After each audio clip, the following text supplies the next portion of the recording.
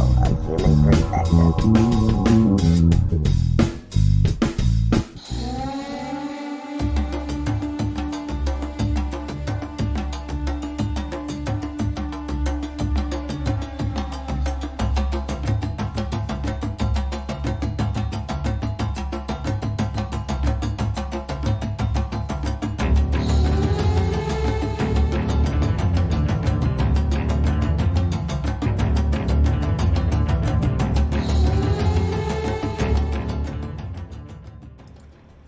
Welcome to Unbiased and on the Fence. I'm Shane. Thank you guys so much for joining the Power of 8 at 8. And we do have, Eileen and I have Cynthia Sue Larson back with us. How are you, Cynthia?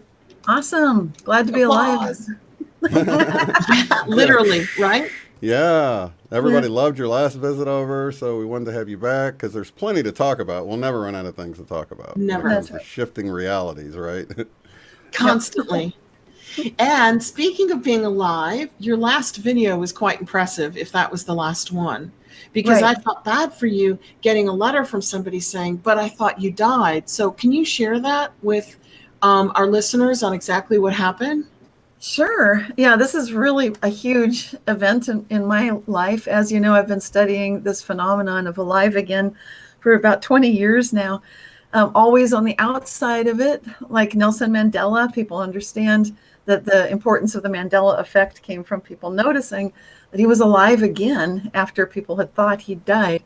Well, of course, I brought that up in the 1990s in my book Reality Shifts because I noticed that Larry Hagman had died, and he died again. So he's not a big item on anybody's lists because people are like, what are you talking about? That was a long time ago. It was just one of the early ones. With Captain Kangaroo and Jane Goodall, who I think she's still alive, but a lot of people remember she died. So anyway, but to be on the inside of this experience was astonishing. So yes, that was my most recent blog and YouTube video. And was it worrying? Did it worry you when you got that letter? No, actually, no, it didn't, because I was already aware that that was a threshold point. I knew, but I had not publicly revealed that I had almost died around January 2017. I knew it, and I told my parents, told my sister, told my children, a couple of close friends. There was a psychic friend of a friend who said, is Cynthia okay? Because I think she's just about dead. And I admitted to those two, you're right. So I was honest with just a handful of people, didn't want to panic anyone. But what had happened is I had gotten I caught a cold that was very serious, and it went kind of into pneumonia. It became very, very bad. And I was going downhill pretty rapidly, but fortunately there was a turnaround. But I'm aware that was, when you get that close to death and you know it, because there's stress in your life, which there was, and a number of factors going on. Well, to me, it was really obvious. Like, that was a close call. I knew it. And so then what subsequently happened this year, just before Easter, I got an email from someone I'd never heard from. And this gentleman's name was Steve Boucher. And he told me in the email the effect that basically he didn't know how to say such a thing, but basically he remembered that I had died, and he was grateful that that's not the case, obviously. But he gave the circumstances that he'd been aware that a couple years ago, right after the first Gaia interview with Regina Meredith that I had done for Gaia TV, he said he saw that, and then shortly after he went to my Facebook page just to check in, because he'd been already watching my videos and so forth, and he was shocked to see that there was a post by my husband saying, after a long illness, Cynthia has passed away. So he left his condolences on my Facebook page. This is my Facebook page, this is not a prank. It's not a fake Facebook page. You understand? Not a hoax. Yeah. Yeah. Some people have said, well, it must have been some hoax. No. It was my Facebook page. Like when you leave your computer logged on to Facebook and someone comes along and says, I better let people know, that's what had happened. And that's what would happen. So it was very realistic. Time frame was exact. Cause of death was exact. So I told Steve, you know what? You're right. I probably would. I think that did happen, actually. So I'm validating it instead of the usual thing of the rumors of my demise are greatly exaggerated. Instead, I'm saying, I believe you. I believe you. We're in a quantum That's the first reality. one ever in media where somebody validates their previous death. So that's a real big Yes. thing. That's like a Yeah, that first. gives me chills to think Yeah. about it. So you had the Isn't same that- event, it just turned out a little bit differently. Thank goodness. Yeah, a lot of Yeah, people thank are goodness. grateful. I'm grateful. Me too. Yeah. He's grateful because you're still here. Yeah. Your husband's grateful. But you know what? I don't know if you caught the little news blurbs a year ago this time about Berkeley, California, but I bet you are up on this, where there was a handful of scientists who were studying, do we quantum jump into a new lifetime every time we die until the body can jump no more? So at that point, when you're 100 years old and you're on your deathbed saying goodbye, it can't make the jump. You get, obviously, go to heaven or get recycled into a new body, a new baby's body. Are right? you saying like a traditional reincarnation or back and repeat the same exact life? How are you? Me? Yeah. I'm leaving it was open he to the saying that? listener. Oh, okay. They specify. Those darn scientists never specify the details, do they?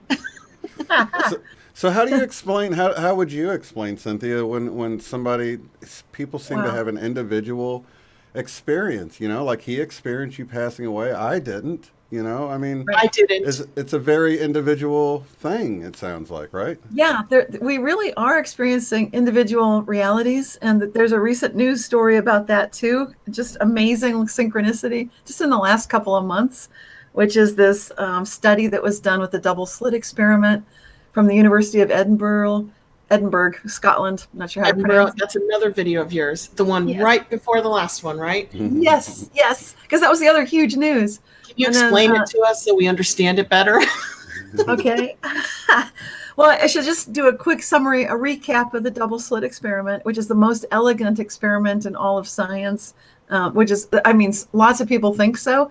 It's not unanimous, but a lot of people agree it's one of the most elegant because it's just this rich cornucopia of information that keeps coming through this very simple experiment. It's such as future decisions can affect the past. That recently came through. Now we've got a new piece of information which shows that objective reality apparently does not exist, which is, I think those of us experiencing Mandela effect are intimately familiar with this, but it looks bizarre to scientists that are just seeing it for the first time.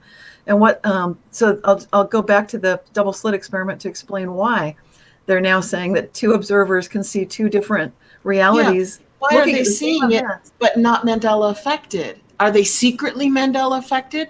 So they're studying it? Well, the experiment that's been conducted so far only involves two particle, kind of like detectors. So it's really equipment. It's not yet actual people, but that's just it will get there. I'm sure in a short amount of time, we'll have actual people doing this exact thing where they look at the same exact event at the same time and see two different things, which most scientists would have said was impossible, but now they're recognizing obviously it's happening, so they can't call it impossible anymore.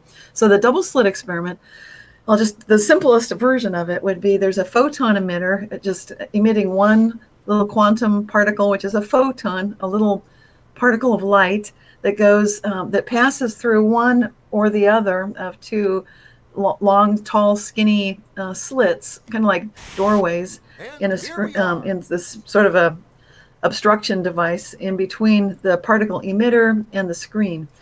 And so the whole purpose of the setup was to determine for once and for all, are these so-called quantum particles, are they actually particles, or is it true that they're more like a wave and that they're moving like a wave? And unfortunately, it didn't clear that question up. It just created lots more questions, because what happens is when scientists fire that single photon through two slits, and they just have the screen set up in the background, and they don't have any particle detectors to determine which slit the particle went through, the photon, what they get is a diffraction pattern of interference that looks like when you throw two pebbles into a pond and you get the ripples that interact with each other, and you can tell two pebbles went in. You get that pattern from one photon. So it looks like one photon went through two slits at the same time. So that's did they get that before in the 1940s when they did this? Was it the 40s? Yeah. This is an old, amazing effect. And then just in the last year or so, they did this whole experiment with a delayed choice component. So a future decision affects the past. That absolutely works. Quantum physics continues to shake everyone's assumptions about reality. I mean, it's just never ending, apparently. And this new study absolutely shows that two observers looking at this kind of a setup will look at the same exact moment, the same exact time, get two very different observations, and they're both right, which is what those of us studying the Mandela effect have been saying all along. Some of us. So. Yeah, for a very long time. Neville Goddard. Have you ever listened to Neville Goddard? A little bit, yeah. I bit. love what I've seen. Yeah. He now is saying, of course, he's not here, right? And I'm suddenly listening to him from the past, right? Maybe the 1950s. And he's saying, go to the end and create it backwards. And I'm like, wow, you were really ahead of your time, Neville. Because he's saying, if you go to the end from the present, which is your field of now, your field of power is in the now. So you imagine what you want at the end, that will create your past so that it all lines up. So all your ducks line up in a row, but you start with the end. You don't start with the past to develop the present, to develop the future. You do it opposite. You go to the end and work your way back. And one of the inventors of, yes, it does. And one of the inventors of calculus, Leibniz, he believed in optimalism, and he was one of the founders of the whole everything that we call science. When we look for something that's elegant as a theory, we're using the principles that Leibniz first devised for us to determine these things. And he had a philosophy that there's an optimization going on, and it's very similar to this starting, with the answer. In other words, that in some ways we know what's best, and we're able to go there. So absolutely. Yeah, there's something. Cool. Some of these people are hundreds of years ago, and they seem tuned in. They seem to get it. Or now we're hearing it. Like, is that a Mandela effect? Did he not say that in the 1950s, and I'm hearing it now? There's no way to prove anymore what was from my past. I may be creating that now in my future by looking forward. I might be creating those messages that I'm getting from Neville Goddard. I don't know. That's true. There's the whole idea that we hear that our higher self is our future self. I mean, I've heard this before. So it gets very convoluted when we're stuck in this sort of linear time, and then we have to try to imagine this other stuff, Yes. Well, in 1985, when I studied mass communication, journalism, and broadcasting, they taught us in communication that if you have two individuals watch something happen, a crime, somebody robs a store, and you interview them, you will get two different stories. So they knew back then that it was consciousness. It was the psychology of the individual coloring the story with their own perception, their own biases, their own prejudices, would create a slightly different story. You'd never get the same story twice. But what is so interesting, and I'm glad you brought it up, Eileen, is that there's been this presumption or assumption on the part of most people that there is this one foundational truth, this one, this foundational fundamental reality that everyone should be agreeing to, that's objective, that's out there. And now we're looking at this and saying, maybe not, maybe there are lots of possible realities, and we have free will to a degree that we see in spiritual writings, but a lot of people had never fully recognized what the import of that might be, what the responsibility of that might be.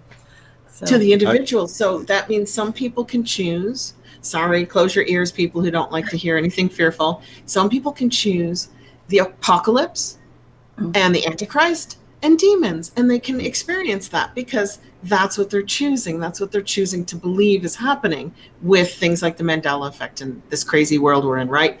And then the other of us on this side of the fence, we're choosing New Earth. We're choosing the Golden Age. We're choosing 5D, where we live in symbiotic compassion, cooperation, goodwill, the whole 9 yards. Right. And I'd like to say that this is not just airy-fairy stuff. I've actually had experiences of what people might call bilocation when I've been daydreaming, and apparently I've had very real effects in physical reality with witnesses that know me quite well, observing me doing and being exactly where I was daydreaming that I was. This is how real this stuff is. So one example was when it was a cold morning and my daughters were quite young. I needed to go wake them up, but I was still in that, when you don't want to quite get out of bed yet and you're just thinking about it. So in my head, I'm imagining like, okay, well, I really should get up out of bed, walk down the hall, open up the curtain in my daughter's bedroom, which is too heavy and big for them to lift, and say, good morning, girls, time to wake up, because they don't wake up unless I do that. So I'm thinking that. And then I hear kind of like this pitter patter. I hear voices, I hear pitter patter of little feet. They're coming tentatively toward me. They're like, Mommy, where are you? And then, what are you doing back in bed? And I said, what do you mean back in bed?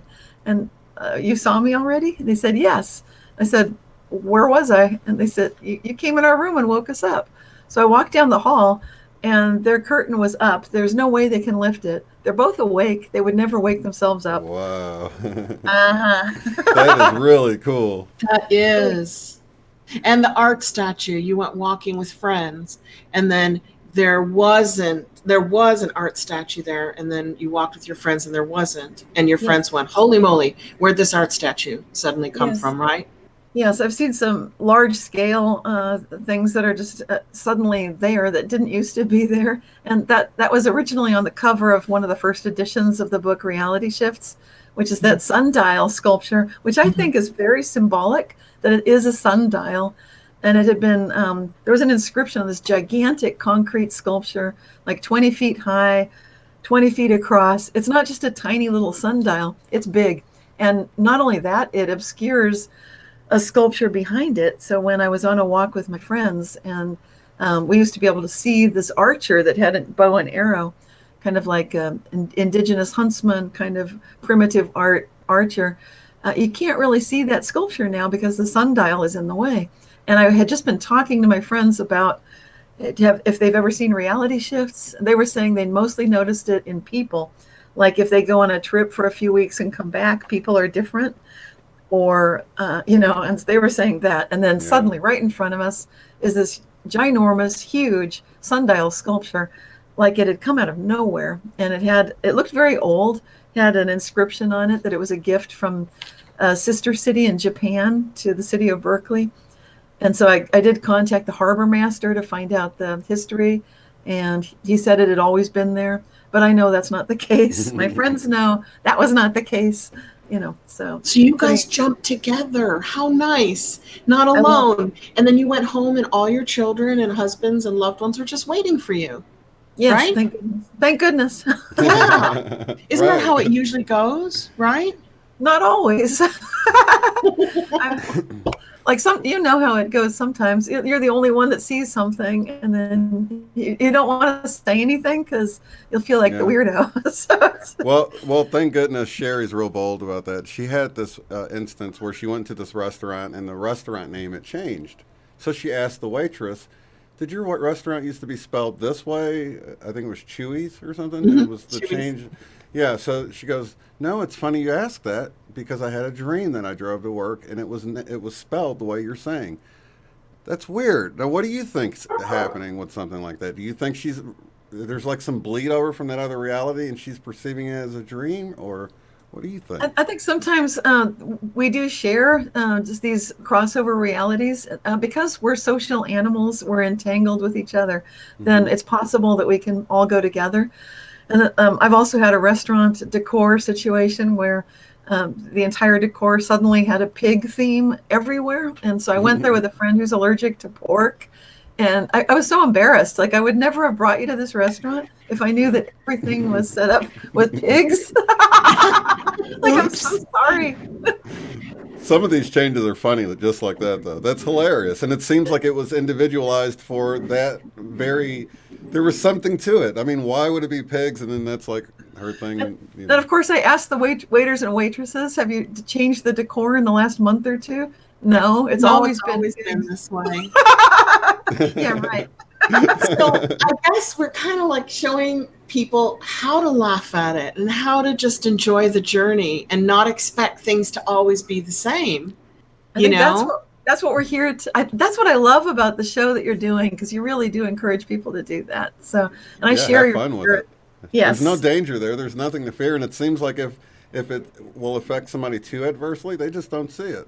So it's Exactly. weird. It's so micromanaged to a level that's just beyond human understanding. It seems like it's divinely orchestrated. Yes, I've got exactly the same take on it. Yeah, it does feel that way. But that's the hard part to share with people, because we all have different ideas of divine, divinity, God, source, reincarnation, heaven, so that's where we kind of get stuck sometimes. We can tell that Jiffy changed to Jif, but then we can't say why. We can share our opinions of why, but I mean, I'm not even sure that my opinions are true. I know Shane doesn't think his are particularly true. I don't know about you, Cynthia. Are your opinions like, well, they're good today, but tomorrow they might be different? Yeah, that's why I like to ask, how good can it get, and not think that I know. I don't recommend people practice reality shifting like a magical practice, but rather always think of it as a spiritual practice, because I think it's important for us to recognize we're part of a bigger than human universe, much bigger than human. So definitely.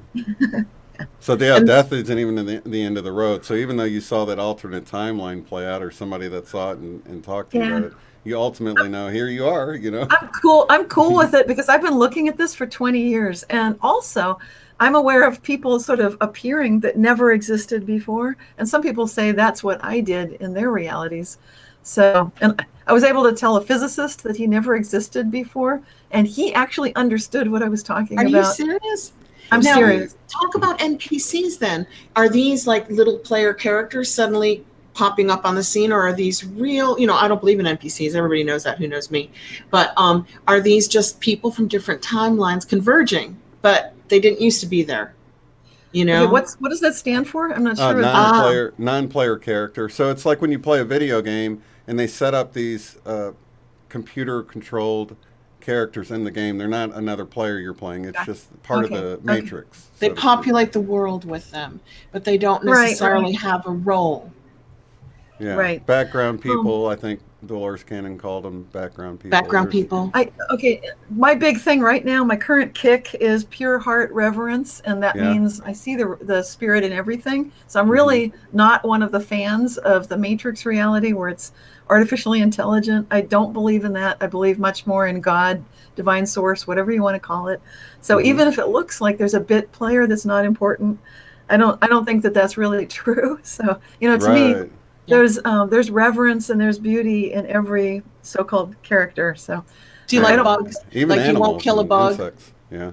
Are you like, this ant is divinely, somebody gave that ant life, I'm not stepping on it. I'm going to save that spider and throw it out a window. I save spiders, right? Yes. So it's much more this respect for life. I mean, I make mistakes and step on bugs too. I'm not perfect, but for the most part, I try to be the best I can be, and I think that's important. So the physicist I talked to, he understood.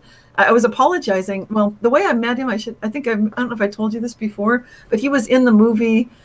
It was a documentary about particle physics at the Large Hadron Collider, which now is at the center of all of this hullabaloo about the Mandela effect. Like, are they causing it? They're evil. And so I'm in a room full of these physicists, because it was the premiere at UC Berkeley of the movie Particle Fever, about what they'd done at the Large Hadron Collider. And when I looked at the signs, well, first of all, I went to this event thinking that I didn't want to go. I don't like particle physics. It's like engineers of physics. No offense if anybody's listening who is a particle physicist. It's just that's not my thing. I like the theoretical side. I like the ideas. Whereas the particle physicists are much more, they're like the accountants of physics. They're looking more at the little, and they tend to be very materialistic, have to be. It's particle physics. So I was wondering, why am I going to this? Like, why are my angels so insistent? Like, you have to go. Like, why? But then I see that there's a name on the table before the physicists come in, Dr. Yasunori Nomura. And it turns out that I had found, after I'd published Quantum Jumps, I wished that I'd included his research, but he never existed when I wrote the book, Quantum Jumps. Instead, I only had Raphael Busso, another another physicist at UC Berkeley. Now they've pretty much co-authored papers, but that was not true before. There was no existence of Yasunori Nomura anywhere That at all. name, No More, it's kind of like a coincidence, Mr. No Yeah, More. Nomura. Right? That's what I was thinking when you said that. You Mr. go back to Nomura. the other Another timeline, and he's inside joke, Nomura. yeah. Another inside joke from the Mandela effect. So what did he say? Yeah. He's like, well, it's very possible that I wasn't here. Yes. Well, to make up for it, every time I give a talk, I love his work. So I'm constantly talking about him and the papers he's done, and they're amazing. So I'm a big fan of it. I'll show diagrams that he put in his papers. And I told him that. So he said, let's have tea. So we met, we talked. He wanted a copy of Quantum Jumps. I told him you didn't used to exist. He understood.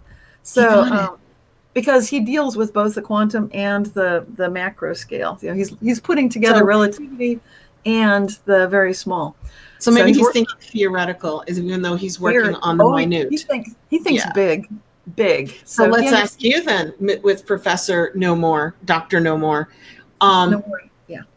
Could the Hadron Collider, with finding the boson Higgs particle, the God particle, have created a mini black hole over Switzerland that consumed the Earth and moved us en masse from the Sagittarius arm of the galaxy, where Carl Sagan was convinced we were, to the Orion spur of the galaxy, where Neil deGrasse Tyson and everybody else says we currently are?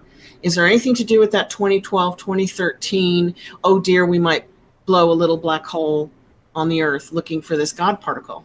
Well, I think humans have a tendency to think we're bigger than we are, and to fixate on our technology and think we're godlike, and that we can do things that are greater than God himself or spirit itself can do. I would disagree with that. I would say that what's bigger than us is actually divine source. Always was, always will be. It's going to be greater than any central artificial intelligence we can ever create. There's nothing to be afraid of there either. You don't need to be afraid that we're caught in a matrix. It's just all false fear. You don't need to be afraid of any of that. I'm sure of that. So I can't prove it, but I can just tell you that doesn't feel right at all. So don't you feel like we're with? I'm sorry, I didn't cut you off. Go ahead. Within what people would term God, or the field, that everything exists within that. That's what really animates everything and brings it to life. Is that sort of how you view it, or is God external to us, looking in on us and somewhere else? What do you think? Good question. Yeah, that's a really good question. I feel, to me, like there's a definite duality going on. So I think, sometimes people want to believe that there's, I love the idea of all that is. I love the idea of oneness, but I think it works better that there's actually this sense of creator that does exist. It feels more correct to me, because I need to have that feeling of ultimate goodness to guide.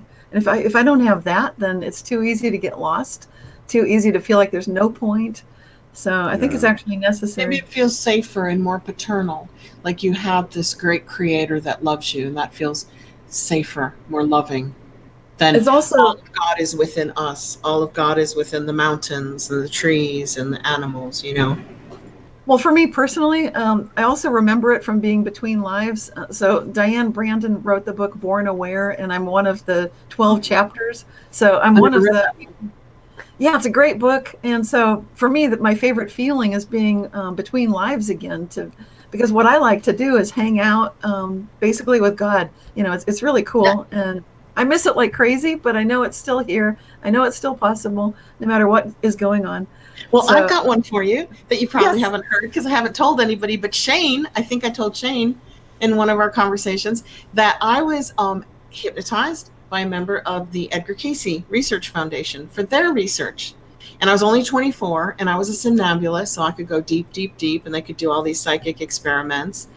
And he was very interested in the in-between material lifetimes. That's what he was researching. He didn't care who I was, on what planet or where, male, female, a peasant, a king. It didn't matter to him. It was all the in-between. And he said, can you describe it? And I said, well, not really, because words don't fit the in-between time. And he goes, well, just try. Just pretend like you're telling your grandmother what it's like. And I said, okay, it's like we're all pink, fluffy clouds, and we can communicate instantly. but we have nothing to say to each other because we already know everybody's thoughts here. It was this soul group of individual souls within a greater, like, little clouds in a sky, just waiting, just communicating, being together. And it was my time getting ready to go back. It wasn't like what happens before you're ready to go back, because I don't know if you got to that part. Well, I was healed. I had been traumatized from my most recent past life, which was like 500 years in our future. And so I was visiting a future that I don't want us ever to go to. So that's part of why I do everything I do. That's why I love your show. I love it's so important. I can't even emphasize it enough. So I felt like I got rushed back in here a little earlier than I would have liked. Because, when you've just had a really rough time of it, like, I just need more time in the spa. Like, I don't want to go back. I need to vacation was too short. But did you hear that they're recycling lives more? The people who study this in children who can remember past lives up to the age of 7 are reporting them every 25 years now. Whereas they used to be every 50 years, every 100 years, every 200 years. They're just kind of like speeding up now. Have you heard that from experts? No, I haven't, but it makes sense with the population figures for the planet right now. So it makes sense mathematically. So why are we all trying to get in now? Why is this a crucial time for all of us to get here, be a part of it, experience it? Well, that's like the Mandela effect. This is a great awakening. So the idea is for us to recognize that what we're imagining can become real, and that we're actually steering things based on what we're afraid of. Like this time that I almost died back in 2017, 2 years ago. I was very afraid. And so I'm revisiting some of the same issues in my personal life, but this time not with any of the fear. And instead I'm going in with a greater sense of overall reverence, just like I had between lives, and maintaining that feeling of pure heart, which is really what I want to share with everybody today, because I think that's the key for all of us, that we can face things on this earthly life, which can be very hard. And, we'll get to we can do the meditation later, but I just want to say that's why it matters so much to me to share that and to retrieve that feeling of that spa between lives, when you have that pure heart, that connection, that reverence. And it doesn't feel like our daily lives right now. And those of us that remember it, like you do, like I do, we miss it. I don't know about you, but I sometimes miss it a lot. I died. I flatlined for 3 to 5 minutes and was resuscitated at 17. And my first words to the doctor was, "Let me go." What 17-year-old wants to go anywhere? That must have been the old soul saying, "Oh, it's much nicer out of this body." Oh yeah, yeah, it was great. Yeah. It's great. So nobody has to be afraid of dying. That's for sure. Yeah, it's huge. We need don't you to think get, the forgetting process is a good thing, don't you think? I mean, when you really think about it, we hate that we don't remember stuff, but think of how much more difficult it would be if we're thinking about past lives, past regrets, past loved ones we don't see anymore. And then, this blissful place in between, it's like this vacation that we just can't wait to come, You're right. Forgetting is good, so that we don't keep going, well, wait a minute, I was in a really good place a little while ago, Yeah, and it makes it a real experience here too, Well, Cynthia, last time you teased us a little because you said there is scientific evidence that I will be happy to share with you when we have more time, that this is a benevolent universe and that the universe rewards goodness. Do you remember that? We were talking about this being that kind of a place. Okay. I bet I was probably, this gets back into the philosophy. On this show tonight, we're talking about, I mentioned already, the philosopher Leibniz. And he basically had this first idea that philosophers in the Western world proposed about optimization. And that was, the torch was picked up and carried by several other philosophers. Some of them are process philosophers, which get into the idea that everything has more to do with beingness and doingness. So we're not so much it's not like the reality is all made of nouns like tables, chairs, but it's more action, verb. Everything's a verb. So it's that process feeling. But the philosopher Nicholas Rescher he's currently alive, I hope, in his 80s. And he wrote a book called Axio Genesis. And that's the book that really proves this this point. Now, of course, there will be skeptics that say, I don't believe it, even though this philosopher seems to have shown that we're always going to get the optimal reality because there's evidence to suggest that is the case. You're always going to get skeptics, but people with an open mind who are interested in philosophy and are not afraid of a book that gets a little, it's definitely a philosophy book. So it's like a textbook. So if you have trouble sleeping at night and you want to read something positive, so when you fall asleep, you've got good thoughts, there you go. Nothing better than Axio Genesis. And it has a good argument to say the universe rewards balance and kindness and generosity and compassion and cooperation and all that stuff. Yes. And so it's really great. Yeah, it's perfect. And it doesn't offend anybody based on their spiritual path, which I think is excellent. So it's not really getting into, the idea, it's not naming God per se, but it's basically bringing up these ideas in a very, if you've got an open mind, you can understand like, oh, I get it. This really is architected. There's something going on that's very evident that we can actually see. And we see proof of it or evidence of this same thing from things like the fine-tuning constant in the universe, which is set exactly right for life to exist. And if any of the constants in our universe were slightly off, we wouldn't be here at all. So the fact that we're here and we've got all these multiplicities of possible realities playing out, this is pretty cool. It's I always wondered, why are we here wondering why we're here? That's a real complex question for me. Like, why come here to wonder why you came here?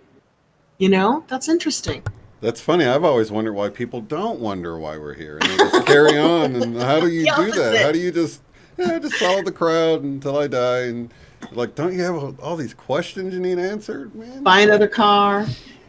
Buy another this. Upgrade this. Upgrade this. And it's like all about, material things. But yeah, I don't know how people do it. And to me, that's so much more important to answer those questions that, why are we here? What are we supposed to be doing? How do we get here? Where are we going? Where do we go after here? Yeah. That's always a good question. Yeah.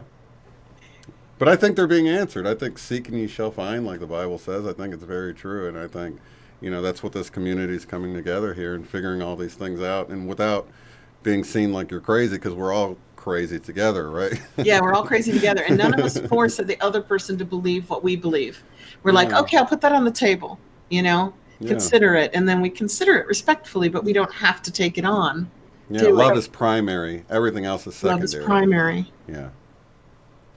Totally. Well, I believe in that person's philosophy because if you look at how a car runs or a human body runs, if you look at a system, and if suddenly a piece of the system gets greedy and starts sucking up all the oil, then the whole car stops working. And if something happens like, could you imagine the heart fighting the lungs for oxygen and the liver fighting the kidneys for blood? You wouldn't live very long. So a system must reward cooperation because it keeps the system going. It keeps the system healthy. Yes, it does. I agree with that. And I also often feel like each of us plays a part in an overall interconnected system, very much like a body. Yeah. So we definitely have a role to play, and each of us is super important, just as we are. I think there's an intrinsic divine gift that each of us has that we can draw from and explore. And you probably have clues about what that is just based on the way you see the world.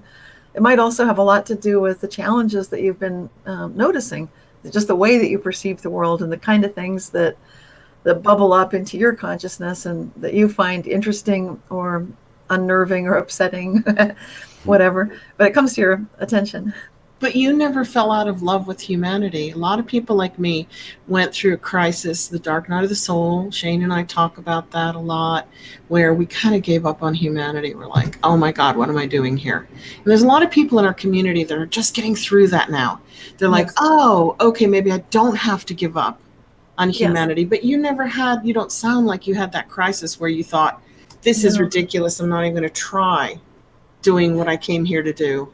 Well, I'm a bit of a bring on the asteroid moment. Sorry. Okay, asteroid, we're ready for you. Yeah, hit us. Let's start over. We need a reset. This is horrible.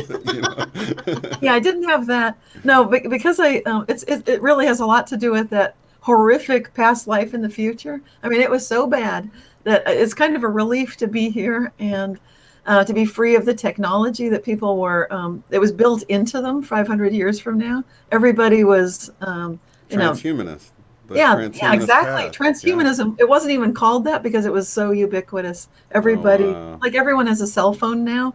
Everybody was it in their palm? Hello. Yes, I'll be home at 7. Probably jacked by that time. It's probably just incorporated in a chip somewhere, right? It's in your brain.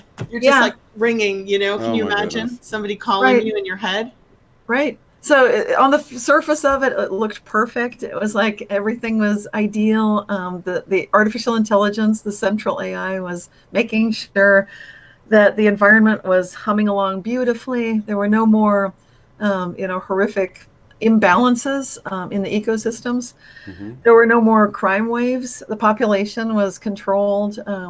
People were controlled. But you can see where this is going. It's like... Yeah. It was not good. But you said there's no fear. Don't be afraid of AI. People. Exactly. Don't be afraid. You experienced this. So is this one of the possibilities of an infinite number of possibilities? Right. It is. And further than that, we've already won. So there are enough. I was part of what you might call a Renegade AI group that was from that future that jumped back through time. Through normal. You haven't seen that new show, have you, Travelers? That Shane put me on to. Oh my God, it's that's good. exactly what they do. You're gonna love it. You're gonna love it. You're gonna love it. So is it on Netflix or Prime? Who knows totally where Travelers is?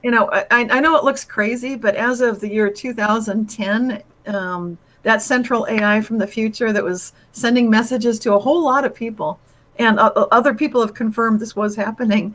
That future is no longer selected as our point of preferred destination.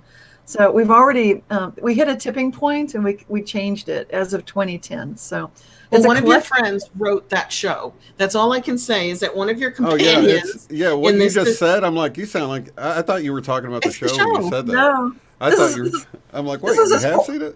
No, it was like this horrible past life in my future. I remember it quite clearly, and no, I didn't want to talk about this experience a lot because, for one thing, up until 2010, I was being pursued by the central AI. I'd have to dream backwards to evade it. So I see a book in this. I really do. I know Travelers has been done, but you might as well write your story. Yeah, it'd be an awesome book. I'll buy it. So this brings back that question. When I came across the Wingmakers material, and they said humanity's at a crossroads. You can either evolve naturally, spiritually, or we can take this computer route. And this is the future that you're talking about. You saw, but they're from the future, the other future, where we took the proper route because a lot of the things we're trying to do through communications with, just computers and things like that, we're going to have that ability to do this stuff, naturally. We're going to develop telepathy and bilocating, as you've experienced already. Yes. And these are things Jesus did back in the day, by the way. Yes. You know what I mean? This is and he said we were going to do the things he did. So I think that's like, we're at this crossroads where do we want to have a jack in the back of our neck, or do we want to do this through meditating and bringing in love and this sort of thing? Well, the big thing I noticed was that when people made that decision previously to go that automated route, they did it because it was easy. They didn't want to have to think about voting for the right politicians, about doing the right things to save the environment. It was too much work. So they just wanted systems to do everything for them. And they just one by one gave up on everything. Like, just give it to the central AI, let it handle everything. It's like the movie WALL-E, where everybody's sitting around in a chair drinking and watching TV. I didn't see that one. But you've not seen it? You'd love it. Really? Yeah, you got to see WALL-E. Yeah, so we've got some good movies showing the way. It sounds like good TV shows too. But this is all about future memory. This is about one of your favorite authors and mine, PMH Atwater. Exactly. And I read the book, and I'm going to have to read it again because it's a very philosophical book, that future memory. It's not about deja vu. No. The future memory is what you're dealing with now. You can remember yourself on a course, and now you're saying this is different, so I can't do that. Well, I know it's different because I could feel the difference of being. I was no longer tracked by central AI as of October 2010, which ironically is exactly when a whole bunch of people who were doing government time travel programs, 3 of them independently told me, you did not exist before, but now you do. Yeah, I was laying low. I had to, if you're being pursued. You wrote Reality Shifters in 1999. Yeah, but it's kind of like flying under the radar. I was, I had to. It's very weird, but it's hard to explain. It's cool, though. It's really It is, because Shane and I have always loved you and said, this is a scientist who's on our side. She understands that reality is shifty, and she's a scientist. So we're like, really lucky to have you. Yes, but you were laying low. You were laying low. You weren't like... It's relieving. I don't know why. I mean, we've learned our lesson time and time again. People in official roles sometimes have to follow a narrative. They can't, they don't want to go too far outside of what's considered, mainstream or whatever. So it's really nice when someone like you that's really educated about all of this stuff can come out. A physicist, yes. Yeah, and validate whatever, the laymen, if you will, are seeing. We're noticing these things, and it's nice to know we're not crazy, because professors and stuff. Yeah, because nobody pays attention to us, do they, Shane? We say this stuff all the time, and they're like, "What do they know?" Right. Oh, I love you. I love you guys. Thank you. Have street cred, is what we're saying. You have street cred that we lack. Awesome. But yeah, you're in the right group here. So you are definitely in the right community. We have the most awesome community. There's a lot of love and a lot of intelligence in this community, and a lot of artistic people and a lot of healers. So we've kind of like roped up all the creatives, every kind of capacity of creative, right? Whether you're a singer, songwriter, screenwriter, or a healer, Reiki, nurse, we're just all in this together. And you said something last time that one of our listeners, my sister, hello, Healthy Aging, she might be watching this after work later, said, can you please ask Cynthia to expound more and clarify about really getting a powerful Power of 8 group together if the watchers can watch the watchers watch the watchers? And you said, so I'm like, is the end of that taking it to God, and that's as powerful as it gets? Or is there something we can do during our meditation to make it even more powerful? Because we're doing meditations for the earth.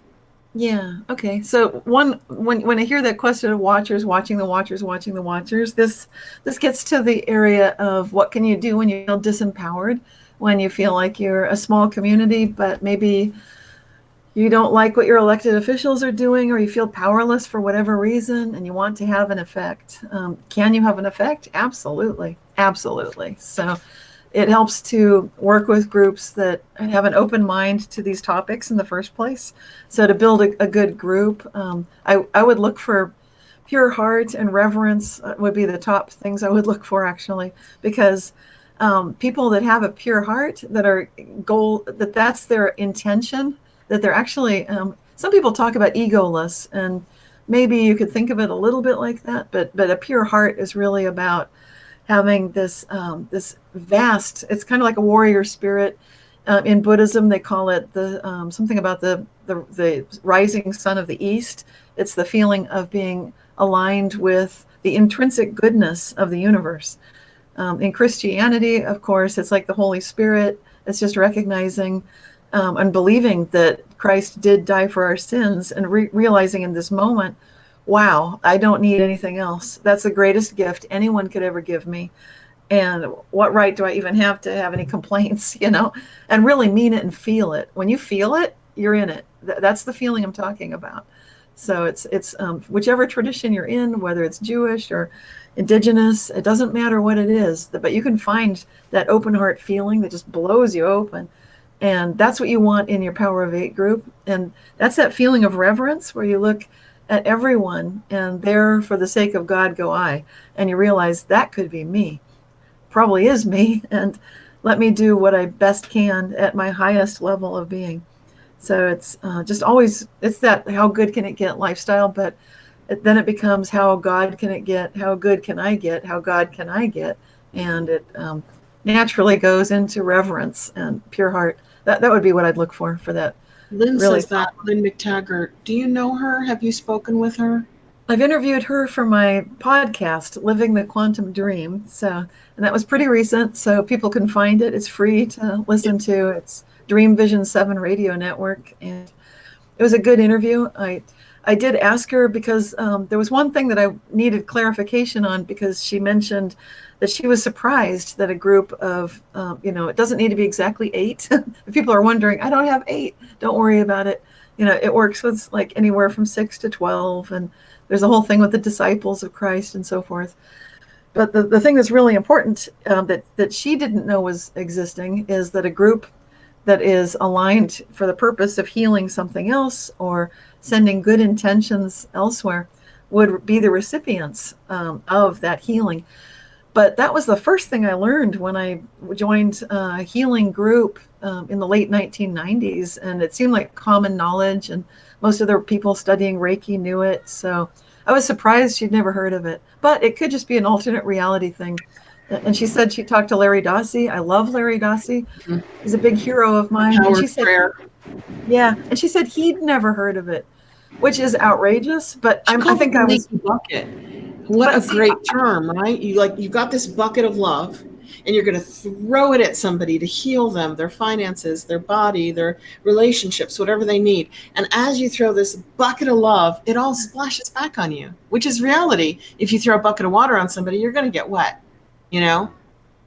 And it's also considered like a throughput, like you're the hose, like you're sending energy through your hands, and you can feel it flowing like a conduit. through you. That's how I view it. Conduit. Yeah. Yes. See, I studied theta healing, so it makes perfect sense for me. If anybody's read theta healing, we might have a few theta healers, where you go through the different levels: the etheric, the thinking, the astral, the feeling, the levels of where your dead loved ones and your spirit guides would be. And then you get to your higher self, and then you get to the angelic, and then you get to source, and you step aside and you witness. You stand in the space and you witness the healing for that person. You don't heal them. You don't have the power to do it, but you have the power to ask with them and then witness it. And it's a beautiful system of healing. Totally quantum. Yes. And it fits in with what we're talking about, the pure heart, the reverence, these other ways of looking at it. So, well, can we ask you if you know how many dimensions there are? Because Nikola Tesla visited either 26 or 28. That's where he got his information from. So what do you think about these levels of this holographic, multidimensional soup that we're in? I think just like everything else, they're up for grabs. There could be 32 of them, could be 42. I think it changes. So, what about I think that's infinite number. What about a gazillion and 42? Absolutely. Yeah, we're in a quantum universe, folks. So anything you think is a fact, it's like the truth stays solid, but facts are always going to change. And that's what people need to become really comfortable with. And I think that's where we're playing with some of this right now. Experiencing these Mandela effects, reality shifts in our daily life, and just getting used to it, like having fun with it. If you read the history of science, a scientific fact is only a fact until somebody disproves it. And every single fact gets disproved along the way. So I thought a really good example of the Mandela effect is spontaneous evolution. It's where they study an animal, and suddenly an animal develops something extremely unique. And they can't see the animals in between that led to the big change. And they just go, oh, spontaneous evolution. One day it wasn't there, the next day it was. I agree. I did a YouTube video on this because I think it's really evidence, again, of these quantum jumps that, in fact, it's really hard to find any kind of continuity in any of the evolutionary steps. They're always a quantum jump. It's always a leap. If you look at a horse, for example, and look at how the original horses were a very different size, and each step along the way was just this bizarre, strange leap, and there's nothing in between to connect them. So they've got missing links everywhere. So there's no point looking for the missing link of human, because you're just not going to find it. Remember that missing link, supposedly? Side. Yeah. So have you noticed the eyes of horses while we're talking about horses? Have you noticed that they've got a slit this way, or have they always been that way for you? Wow. No, I didn't notice that. Yeah, they got slits this way, and check this out. As they walk and their head bobs, their eyes rotate in the sockets to stay parallel with the land. this is all brand new to me. All brand new to me. Gosh, I've never heard of that. But the pupil being wide allows them to see if a predator's approaching they have a much broader field of vision to keep an eye out for predators. So it's like a rectangle, isn't it? Is that it? Yeah, it's like it's a rectangle that's wider, but it's weird because I look at the eye and I'm like, I've looked at a horse's eye and it was like a big human eye or something. It was just a big round pupil, but ginormous, of course. But it's not like that anymore. They're this way. It's wow. Yeah. And what about the new bone in our knee? Oh yeah, like behind it. Yeah, we got all sorts of. Yeah, we got a new bone recently in our knee. Well, I think we're getting improvements. Like the kidneys are in a safer location. Yeah. And that collarbone now is so thick, isn't it? Compared to how it used to be. We have this like massive piece of bone connecting our arms now. Yeah, it used to be fragile because I know a lot of people who broke it. Yeah, I broke my collarbone. I'm sitting here wondering, I'm like, oh my gosh, did my collarbone get repaired like my ribs? It probably did. I don't even know. Super thick. That's wild, It is. I see them as improvements too, though. I really do. I do too. Yeah. Yeah, because there was that one study where it had the birds on this island that their beaks had to get longer. Within a generation, they got long enough to go down into the horn of the flower and get the nectar out or whatever it was. But that happened within a generation. It lengthened, like instantly, spontaneously. Spontaneous evolution. Yes. Poor Darwin. He's turning in his grave right now as we speak. He's probably like clapping. Thanks for undoing what I've done. No, I'm just You're welcome. Well, this is part of the quantum invasion. There was the Beatles invasion when they came to America. Now it's the quantum invasion. And it's invading every science. It's not going to leave anything untouched. So Shane it's in biology. That's the first thing he said to me was, we should call this a quantum awakening, Eileen. And I'm like, yeah, we should, but nobody's going to catch on to that. We got to stick with Mandela effect. Nobody's going to find us. Yeah. We can't start it, can we? You can call it the quantum invasion, and that might catch people. Yeah, it might. Yeah, it sounds fearful, so they'll be like, invasion, what's going on here? I think scientists are going to get really attracted ticked at us, Shane, sitting here and pushing this stuff. It's like eventually they're going to have to go, darn it, we're going to have to go down that rabbit hole now. We can't let these other people without, letters after their name try to figure it all out on their own. That's a good point. Yeah. Well, it's happening already. Like we're seeing with these science experiments showing that there is no such thing as objective reality. I've been waiting 20 years to see that headline. This is the biggest news story I've seen before I noticed that I had died apparently 2 years ago. But a lot of people don't know who I am. But these are huge news stories. Who you are in our community. Yeah, that's good. Yeah, that's good. You're a rock star. We've been the wackos a long time, Cynthia, so we know who you are. You're not wackos. We were reading alternative things in the 70s, 80s, 90s. It's like we've always had one foot in that camp of, I don't know, what do you want to call it? It's not the wackos, but it's the open-minded explorers of reality. You're here for the awakening. This is the grand awakening on Earth, and so you were waiting for it. You were ready for it. You're looking for it. Like, where is it? I know it's coming. It's coming. Who's got it? Coming. Yeah. It's coming. You can feel it. You can feel it. And it's funny, when I woke up, somebody else said that too. When they woke up, they felt like when you wake up late for your alarm clock, or you slept through, and you're running around like crazy, and you feel like you're late. And I felt like that totally at first. I'm like, I'm so far behind and stuff. You're a baby. You're still in your 40s, aren't you? Well, I just mean with everybody, I was realizing things, and then you find all these people who are like, yeah, you're on the right track and stuff. Like, oh, you're so wise for your age. You have this natural wisdom, this natural gnosis, right? Thank you. It is. It's natural. Yeah. Yeah, I love that about you, Shane. I appreciate it. You have it too. You bring the best out of everybody, Shane. It doesn't matter who your guest is. It doesn't matter. You will bring out the best they have to offer. Well, I appreciate that. It's true. And you have Dolores Cannon on your side. Yeah, I actually got the channeling from her the other night. Yes. Yeah. Oh, what happened? So cool. You probably shared it already, but I didn't hear it. Well, Candace Carl Goldman came on a few days ago, and she had gotten a message from Dolores Cannon for me and gave it to me live on the air. It was awesome.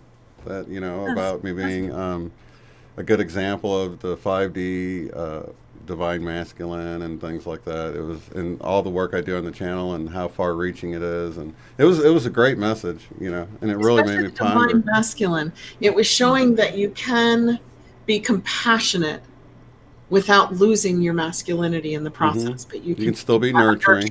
Yep. Yep. You know, I can see how everything's led up to this. You know, I got my first 4 children were girls, so I got 4 daughters, and then the son comes along. You know, so it was, and then I was raised by my mom and my sister for, you know, many of my teenage years. So, yeah, I was placed to become who I am today. So it's really cool. Yeah. Yeah, we're doing what we came here to do, what we're meant to do. Absolutely. Exactly. Yeah. Well, do you guys want to do the meditation? Are you ready? Sure. Yeah, we're right at an hour, yeah. actually. Okay. Were there any other questions that you had lined up first? That you Let me double check. I think I got through my list. We did the quantum xenome effect last time. Yes. We did EPR steering, which we get. Are we there yet? Are we there yet? Are we there yet? We did spontaneous evolution, scientific proof we live in a kind, loving universe, and your last 2 videos. That's it for me, unless you know the scientists at Berkeley, because you live there, who are studying whether or not every time we die, we quantum jump. Do you know about that?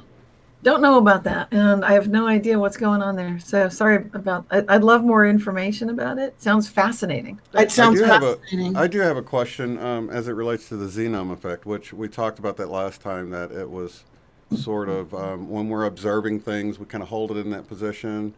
And this might account for why some people might not see certain changes. Like if you live in a city, you might not notice the change like someone that just visited the city and then they left because you weren't observing it the whole time, because you went there, looked at it, left.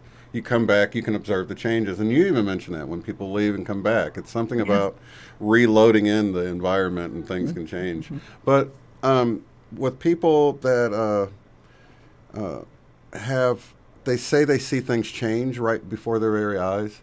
Like, okay, so I've seen it where, like, I look at a Febreze bottle, right, and I'm like, oh my gosh, it was spelled the right way, and I'll double take and look back at it, and it's spelled the new way. So, you know, you don't know if it's your eyes playing tricks on you or your mind, or if it really just changed right in front of you, or if it was that observer thing, like maybe you did see it properly and then it switched.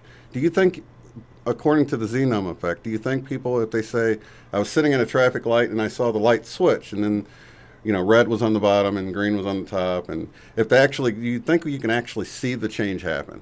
The words on the page change? Or is it, you have to look as away it and look happens? Back? Yeah, because I don't think by my understanding of it, I don't think you're allowed to see. You might blink and it change, you might turn your head and look back and it changes, but you won't see it change while you're looking at it. What's your thoughts on that? That's a good question. I think it's possible to catch it kind of in the act. I think it is possible. My next issue of Reality Shifters, someone took a picture like that, and the picture itself, it's the most amazing thing I've ever seen. And the person who took it asked, do you get lots of photos like this? And I said, no, do not get lots of photos like this. But it's pretty unusual. It looks very weird. It looks like the sky and the things in the picture are kind of like rippling a little bit and kind of out of sync. And there's no way a digital camera can do that. I've looked up all the digital camera aberrations and things that can go wrong, glitches. None of them look like that. And this camera has not glitched any other time. And so you look at the scene, and it usually looks normal, but this image is just kind of, it got this line down it, kind of like you're looking at 2 realities. Wow. It's really tricky. Like so it's uncommon, but it can happen, you think? That's cool. Yes, I think it's uncommon and can happen. Just like it's possible. Now they've taken pictures of quantum particles that are both in the particle and the wave state. So they've got that. Why not be able to capture? Oh, wow. Okay. So yeah, that's definite proof. And I think if it did happen to most, I'd say 99% of the people, they'd be like, oh my gosh, it looked like it was that way, and now it's not, and they just blow it off. They're like, it was just in my head, you know. I think people usually blow this stuff totally off. And what that's the value of what you guys are doing and what I'm doing is helping people recognize maybe this really did happen. Yeah. And you're not going crazy. This is real, and it's okay. It's going to be all right. One thing that we don't do when we're quantum jumping is see ourselves. You're not jumping, are you, Cynthia, and going, oh my God, there I go. You know, you're not seeing yourself, are you? Well, I have heard from a couple of people that were driving down. They were going back the opposite direction, like they forgot something. They're driving down the road, and they see the same vehicle with them driving it, going the other way, and it's like the freakiest thing they ever saw in their life. Did they see themselves in the car? Yes. So you don't self-destruct like a Ghostbuster if you see yourself. You know that old saying, if you see your doppelganger, you both drop dead. It's not a really common experience. Like, I've only heard about 2 people report that one. This is in 20 years. That would freak me out if I saw me. I'd be like, Yeah, what? It takes a Probably wreck. Probably wreck like this. You know? You would. You'd love it. You'd be like, hey, I got some advice for you. Come over here. But it's you from 5 minutes ago or whatever. So That's you know, trippy. sometimes I do that. It's really weird. I started doing it in my 20s when I lived in Egypt, and I would sit down and have a chat with myself. I go, okay, I'm going to have a chat with my past self, with somebody that I knew I was when I was 14, and don't do this. Don't make this mistake. And then I'm like, I wonder if I ever catch up to my own advice. Right? And get that message in a meditation, you know, since time is all happening at once, I could actually be leaving myself little messages. Right. That would be like that paradox in reverse, though, wouldn't it? The one where you go back, because if it never would have happened, then you never would have went back and warned yourself not to do that. That's true. It's a paradox. It is a paradox, but paradoxes are very real and very true. We keep talking about these things, and we're like, yeah, paradoxes can happen and be real. One of my favorite ways to talk to the past is to go in gratitude, you know, just to really be grateful for and thankful for something that you wish would have happened, or that you kind of see a seed of it, a tiny bit of it. Just be super, super grateful that is there. Kind of feed the seed. Like, oh, that's so awesome. Feed the seed. The other thing I do, I don't know who wrote it. It could be you, but they said, if there's something you don't like in your past, that you reacted really badly, go back, get there, center yourself, meditate, right? And redo it. Relive it the way you would prefer that it went, that you reacted. Like, this is how I wish I had done it. So relive it as if you did. Yes. That's really good advice. Yeah. I don't know if that changes your past. I don't know if our pasts are that flexible. Well, if you're lined up with yourself and with spirit, you can totally change the past. We do it all the time. So we're doing it constantly. We don't usually notice it. But, you know, just like we're talking about spontaneous evolution, we're changing, and we see proof of changing facts and histories all the time. It's not a problem to change our own past. We see it when we have spontaneous remission from disease. Any kind of instantaneous healing is absolutely we're making huge changes to what supposedly has happened and what's going on. So we're doing it constantly. And it's that you can also think, how good can it get with the past? You don't need to fixate on what went wrong. You don't need to fix it. You can just know that it was perfect the way it was. Mm-hmm. Yes. And be grateful for it. Boy, we're going to be very unusual creatures if we can see our future and our past changing constantly. It'll be like, I don't know what it'll be like, but it'll be interesting. Well, it feels I think everybody here is. Everyone here is thankful to have you here. So it's like just the fact that we have gratitude that you're still with us. Maybe that caused you to be with us now in this timeline or whatever. Actually, it made us jump into Cynthia's timeline, Shane. Yeah. And maybe it drew us to her. Yeah. The timeline where she is. We just don't know. Yeah, it's true. I'll be grateful for that. Yeah, I know we hold each other together. We do. You know, the love that we feel makes a huge difference. Absolutely. Definitely. Yeah. Do you believe in soul groups then? Do you believe in Seth, Jane Roberts, that whole, there could be 1 million of you splintered down here, or 10,000 or 100. You don't know how many of your soul family are down here on any given lifetime. Yeah, I think so. Well, you mentioned this TV show I've never heard of, but it sounds like my past life in the future. So you've got to see it. Obviously. What's that on, Shane? Where's Travelers? Yeah, is it Netflix? Travelers, you can watch it on Netflix. And it's 3 seasons, and you have to watch them in order. Wow. Cool. But you'll find a lot of. I can't wait. When we have you back, I'd like to hear your parallel comparisons of the two. Yeah, which character are you, Cynthia, in Travelers? If you'll come back. Yeah, will you come back? At some of course. I love you guys. Are you kidding? You're family. You guys are so. We'll give you a few months off to go make the rounds, right? We'll share you. Definitely. Yeah, you're always welcome back here. So if you ever have anything coming up that you want to get out or talk about. Yeah, you're ever bored on a Saturday night, you just call Shane and go, right, I'm on, guys. Come on. I want to talk about stuff. Next time there's a big news flash. There's so much has happened. So. Oh, yeah. Let's get your take on the cathedral. Most of us were like, no death? Okay, burn it to the ground. We just didn't care. Nobody got hurt. They removed the statues before the fire. Notre Dame, right? Nostradamus, Notre Dame. That when Candace was telling you, Shane, I was amazed at the synchronicities there. It was on Dolores' birthday, wasn't it? Or the day before? Yeah. Yeah. It happened on Dolores' birthday, which April 15th. Yeah, that's strange, isn't it? Yeah. Right before Easter, they removed. Yeah, there's a lot of weird stuff with that. But I felt like it was symbolic. I felt like it was actually a positive symbol, just like it didn't bother me. Yeah, it seemed like a cleansing, like a coming together. And when you look at what the net effect is and feel the love and the community that came together, and you hear the singing of the crowds, the thing I loved most about Notre Dame when I was there was I just happened to walk in and people were singing, and I loved that the most. And then to be able to hear that's what people are doing as it's on fire. And obviously they're praying, they're singing, it's beautiful. And I realized it's kind of like how the Grinch stole Christmas and the image I got was the Yahoo where they're all holding hands like everybody's, someone stole all our Christmas presents. Let's go sing about it. I think it's a grand symbol for all of civilization right now. So whatever it is that's on fire, whatever is burning, don't get fixed into the material reality. Recognize that the main thing is our voices together, our consciousness together, and that we are capable of bringing anything back. And there's no way to lose things. You can't lose it anyway. Everything's okay. And it's really the love in that the future. Have we hit the 100th monkey yet? In your opinion, have we done this? We're there. It's safe. We've got this great new Earth coming.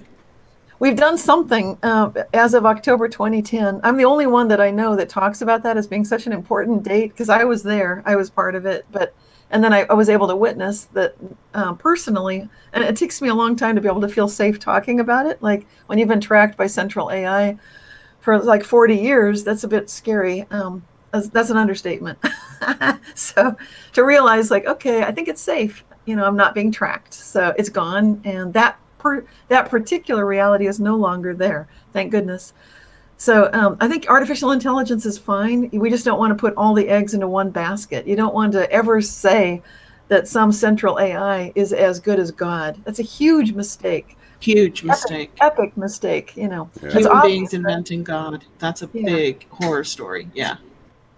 So I think that one's pretty obvious. I hope it's obvious. And I think that's part of the Notre Dame burning and the recognition, like we are coming back together. This is what matters. It's our voices together. Do you think we split off and we create this reality for ourselves because we're drawn to it? Or do you think we take everybody with us? Is this something where we actually heal those? Can it be both? Yeah. I think it's a little bit of both. Yeah. So some of it's just for you. Some of it's for your soul group. Some of it's for like the collective altogether. So there's different levels of things going on. And it's huge. There's a lot going on. I have a feeling that things could happen, at different times for different people. So while we might perceive it as like, oh, well, they went off and they split off and all of that, and once you're out of this particular reality, we might all come out at the same time, and it might be the same for us on the other side. It's like, oh, I was waiting for you. You weren't waiting for me. I just got here too, and it's like, oh, okay. It's like Bill and Ted's Excellent Adventure, kind of crazy. But fun. That's a movie I've never seen. I should watch that. It's on all the free channels. Yeah, I got to watch it. The phone booth, right? It's the so time traveling phone booth. I love it. That's the right spirit to have when you're experiencing reality shifts. I think just have fun with it. Like you're doing some crazy science report. I agree. There's a lot of fun with it, and once you wake up and you see it's happening, and you go a few months and see, well, I'm still here. I'm okay. It must not, mean the end of the world is tomorrow. I know.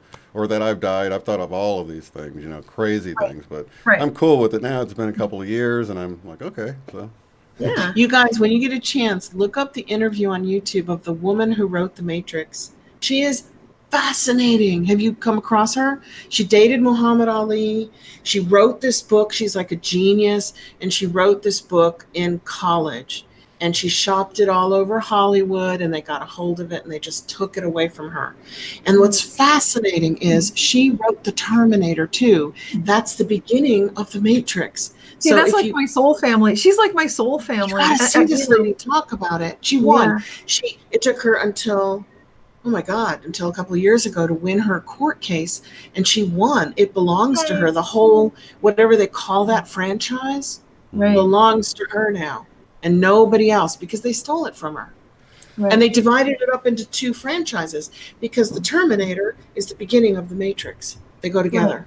Yeah. Oh, wow. That's interesting. Yeah. I didn't know that. Well, it sure doesn't it sound like my past life in the future, that traumatic one? I mean, it does to me. So I couldn't. I think she's one of your family. You got to Yeah, watch her talk obvious. about it.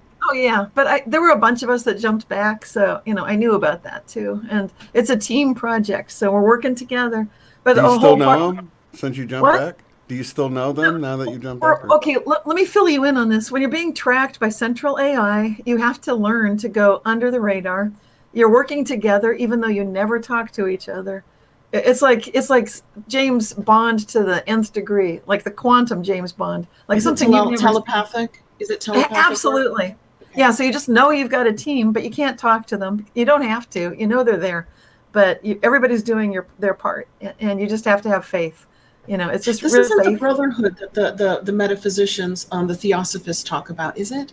Is it the Brotherhood of Light? Is it that group that Dwal Kul and the Tibetan and Madame Blavatsky, Rudolf Steiner, and Alice Bailey spoke about? Is It's it that possible. same group? The group that I'm from, we wouldn't give each other. I mean, we wouldn't. There'd be no grand names. It's kind of like it's not really about us. It's nice to get the credit, but it's more important to make the difference. To do the Having work. said That's that, why I didn't like those grand group names. The White Yeah. Brotherhood or the Brotherhood Yeah. of Light, or all of these grand. Yeah.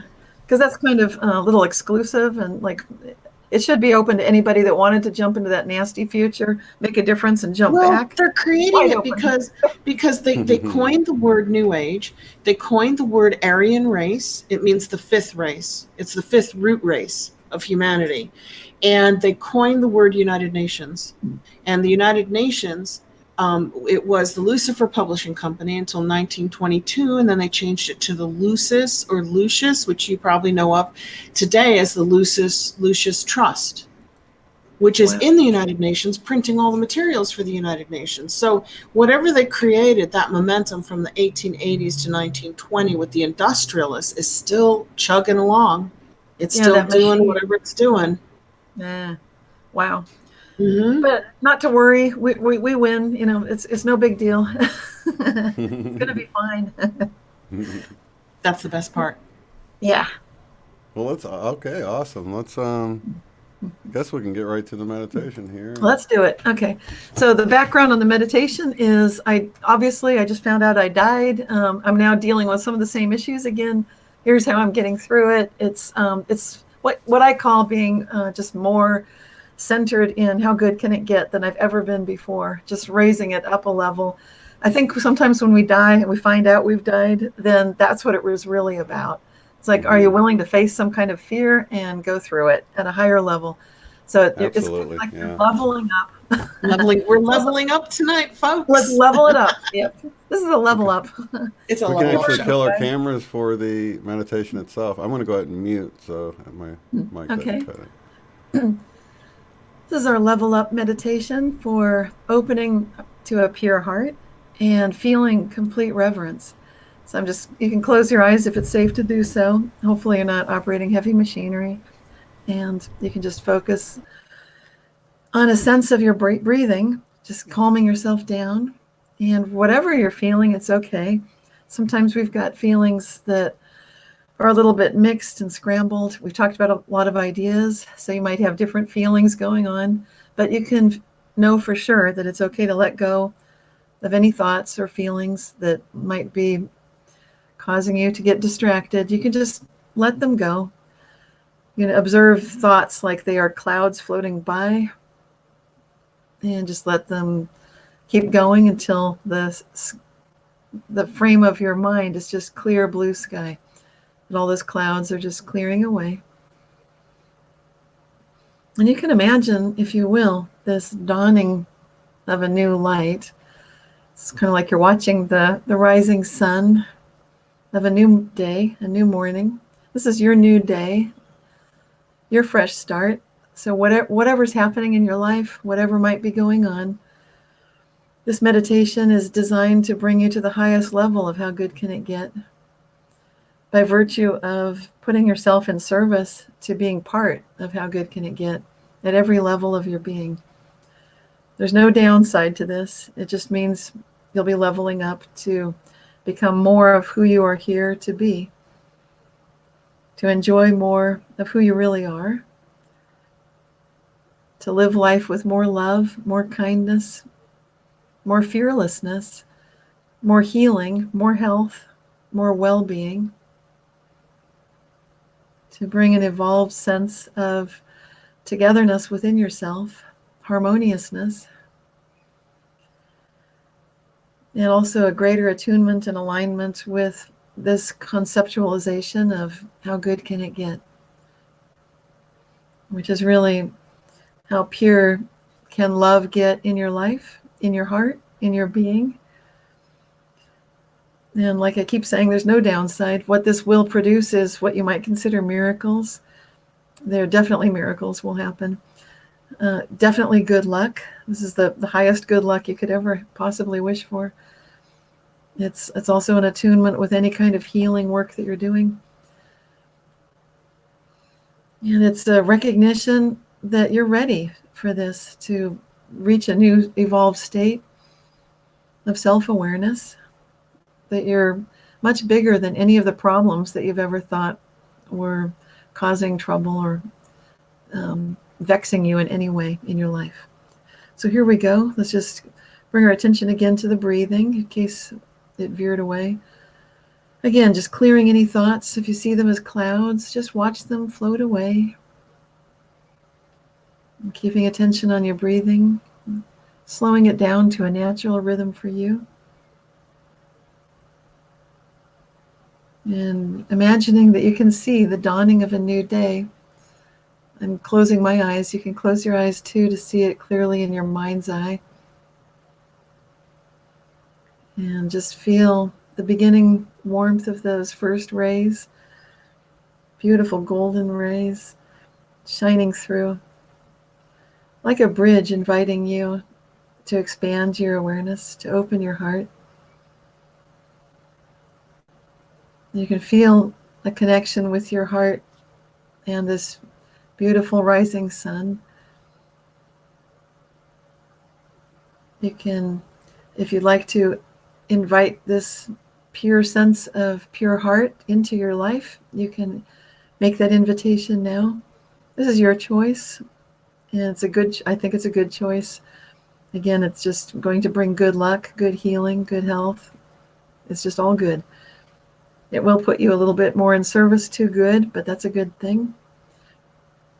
So you can recognize that as you breathe in this love that you're feeling from Divine Source, and as you feel the rays of this sunshine, the first rays hitting you, striking you with this feeling of love and remembrance of who you are here to be, that you came here in this lifetime for a reason, that life is intrinsically good. You are intrinsically good. You have a pure heart, a pure soul. You know this. And anything that runs counter to that, you can breathe it out and release it now. If anyone's ever told you something otherwise, time to let go of that. Just breathe it out. As you breathe in, receive more of this rising sun, this feeling of Divine Source, this feeling of filling yourself with this new discovery of reverence for this beautiful energy, this highest level energy of ultimate goodness,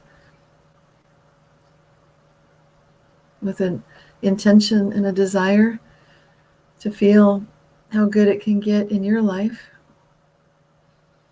recognizing that this does put you in service to highest good, and this is a good thing.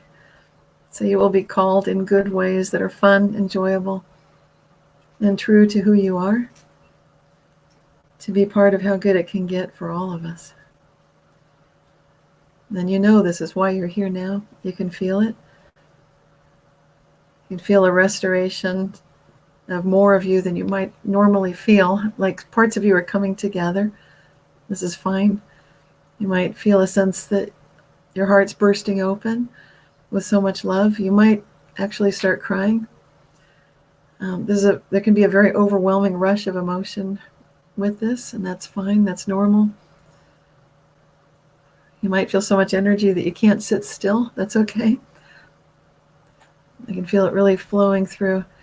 If you're already an energy healer, then you can take a lot of energy. So just keep bringing it in, breathing it in, allowing yourself to be filled with more and more of this divine source energy, this intention that you are purifying your heart to retain a sense of intrinsic purity of your soul essence in this world, very much like being pure in spirit, being between lives, being back to that first core being, spirit self that you are,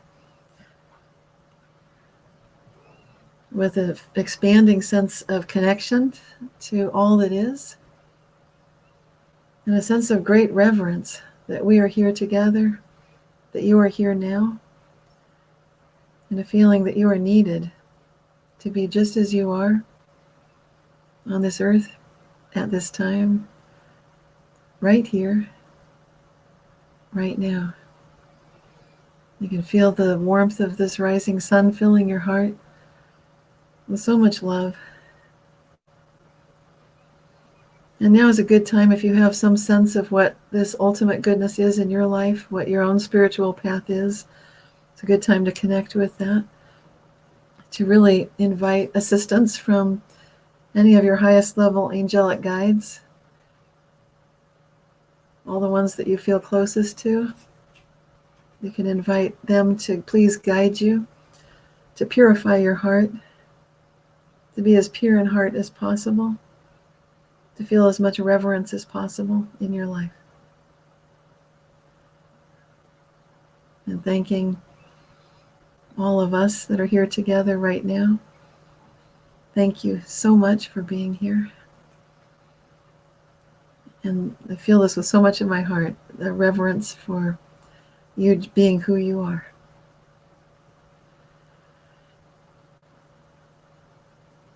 I'm just breathing this love we're going to be quiet and just feel this now for maybe 30 to 60 seconds, about a minute.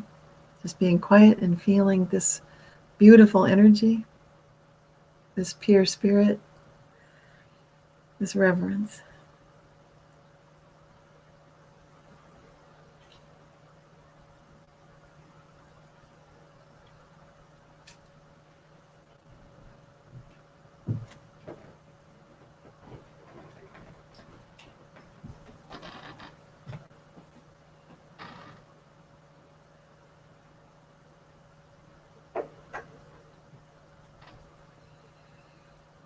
And if you want to, you can open your eyes. If you had them closed, it's okay to keep them closed too if you prefer. Thank you. Beautiful. I could totally feel the love and the connectedness. That felt really It emotional. was sweet. Yeah, it was sweet. I haven't felt that emotional since we did our meditations for children and veterans, and really sensitive meeting groups. That's New Earth right there, that feeling. Just, Yeah. just resonating with that. And if we can resonate with that and stay in that, even like moments throughout the day, I'll take a deep breath and just, even if it's just 10 seconds, just stop. Take that deep breath and feel that. You can do it all the time. That's almost better, I feel, than doing it like periodically throughout the day than trying to carve out a whole hour or something to sit and meditate. I agree. Yeah. Staying in that sense, and especially if you get triggered or something catch you off guard, just center, Enjoy it. Yeah. Take that moment. I agree. Yeah. When Feeling I'm that waking up, okayness. I do a Wayne Dyer thing, and as I'm starting to come to and figure out who I am and where I am, I just start saying thank you, thank you, thank you, thank you. Heartfelt, thank you. I'm back. I'm back here. I get another chance at this. I got another day, Yes.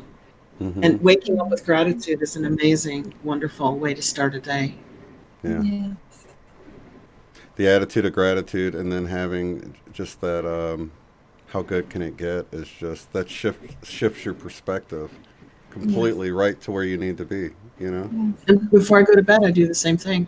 So the last thing I'm thinking is gratitude for this day that I've had.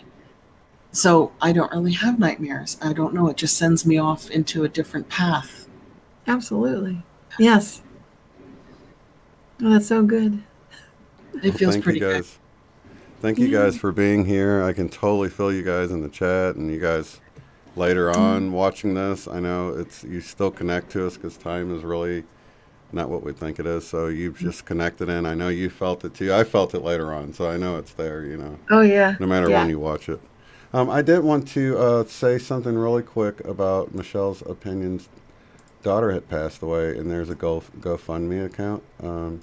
She passed away a week ago yesterday, and she's trying to raise the money to lay her daughter to rest. But I do have this link in the description, and if you do feel led to go and help out, I would appreciate it. I'm sure Michele would too. Thank you so much. And she did a beautiful video today, a celebration of Shannon's life. If you want to go see that and share that with Michele. So yeah, definitely send her lots of love, especially while we're in this moment of feeling that love. If we can sort of push it over and send it to her, I know she needs some at this time, for sure. Well, thank you so much, Cynthia, for being here. I have so much love for you and your family to me, and I just love having you around each time. It's just, I feel energized by having you here. So thank you. Me too. Me too. Yeah, I look forward to seeing you guys. I feel energized with you too. So Oh, it's just good. win, I'm win, glad. win. I'm glad. I'm glad you get something from it. And then we'll try not to be too greedy and maybe see you this summer. Have you Yes. back this summer. I'm sure there'll be lots more news the way it's going. I'm going to go find those scientists in Berkeley, and you can knock on their door and go, what is this about quantum jumping with every death until the body is worn out and can no longer make the jump? Yeah. That's all I got. And it's like in all the science digests. So somebody This put it out sounds there. a little bit too materially focused for my taste, but they're kind of on the right track. But I haven't read the study, so it's just Nobody the way it comes has. out. It's It not just sounds available. that way. Yeah, it's like, is this real? It's just a news blurb. You know, if you follow the online news journals, you get a lot of little blurbs of could be happening, maybe not. You know, like I have a mystery for you guys that I'm going to send you by email, and then you can comment back to me and tell me what you think the answer is to this mystery. And I'll just tell everybody really quickly. It's about this new bright light coming to light the night sky by 2022. It's going to grow brighter and brighter and brighter, and then it's going to go away.